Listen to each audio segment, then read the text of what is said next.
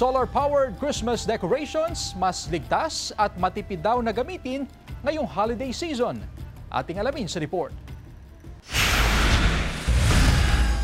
Ngayong Kapaskuhan, muling nagpaalala ang Department of Trade and Industry sa publiko na unahin pa rin ang kaligtasan sa pagpili ng mga Christmas decor. Dapat yaking dekalidad ang binibili tulad ng mga pailaw. Sa paglipas ng taon, mas mabenta raw ngayon ang mga pailaw na solar-powered. Nagdedepende lang doon sa araw. Oo. Kahit brown out, mayroon ka eh. Si Nanay Evelyn naman, mahigit 3 taon na rin gumagamit ng solar-powered Christmas lights. Walang aksaya sa kuryente. O, yun po.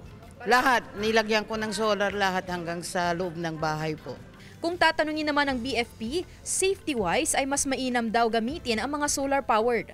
Actually ma'am, itong mga disaksak yan, pag naiwanan mo yan, na natulog ka, nakasaksak, may tendensya na pwede itong pagsimula ng sunog. So sa solar naman, it is hindi naman siya, wala sa namang electrical So yung solar ang magiging power niya. Hindi kabilang ang mga solar-powered Christmas lights sa mga minomonitor ng DTI.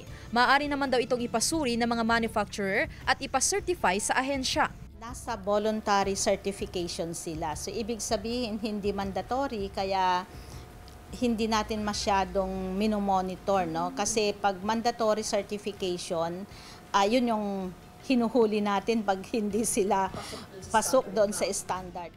Halos pareho rin ang presyo ng solar sa dekuryente na umaabot sa 200 hanggang 400 pesos para sa 7-meter Christmas lights. Gayunman, marami pa ring mas pinipiling gumamit ng dekuryenteng pailaw dahil mas matingkad at malakas ang pailaw nito kumpara sa mga solar. Yung paggamit natin ng electrical, yung mga lightings natin, alis tayo ng bahay, o di kaya bago tayo matulog, tanggalin po natin sa sakit yung mga saksakan. Kasama si Daryl Peralta, Sandy Salvacio, One North, Central Luzon.